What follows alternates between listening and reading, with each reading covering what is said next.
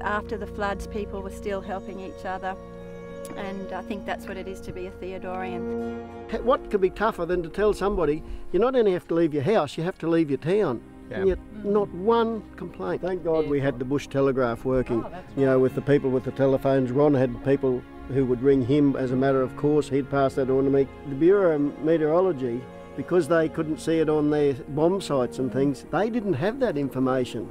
And that made some of the decision making pretty difficult. You know, when you stand back now in the cold light of day, it was well organised, and it did go well, and the people responded, and I think that was the great thing, you know, that we had the trust of the people. When Castle Creek came down, and he said, this afternoon, if it's looking worse, I'm coming around to sandbag the surgery. And at 3 o'clock, his son comes on a tractor, boom, boom, boom, boom, boom, outside, and he said, we're all here to sandbag the surgery. And about 5 minutes later, there were 20 people, about 7 or 8 pallets of sandbags, 3 pumps, and they just whoosh straight around.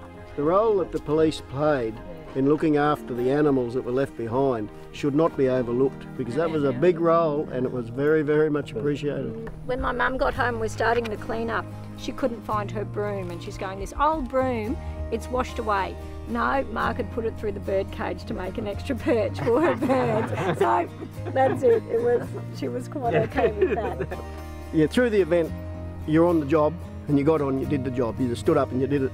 It's I'm probably a bit like others now, where it's the reality is sort of coming in. But I get very nervous with this sort of weather. How I could handle another event would be interesting. You do your job, you do it, but I hope to God we don't have to. I cry most days. And, you know, it's really hard to sleep at night. And, you know, it's very hard to wake up every morning in a house where you've lost everything. And people were so wonderful. They came and cleaned our house out and took things out. You know, the mud was shocking. I cried every day because of the mud more than anything, because there was mud outside as well as inside. You can't get away from it. For people at the moment is trying to get back to normal again, and it's like Liz trying to get her house back to normal and wondering where you get the money for that, and people waiting for insurance companies to do things. And it's that, if those roadblocks could be cleared a bit, then people, I think, can get on with life a little bit more.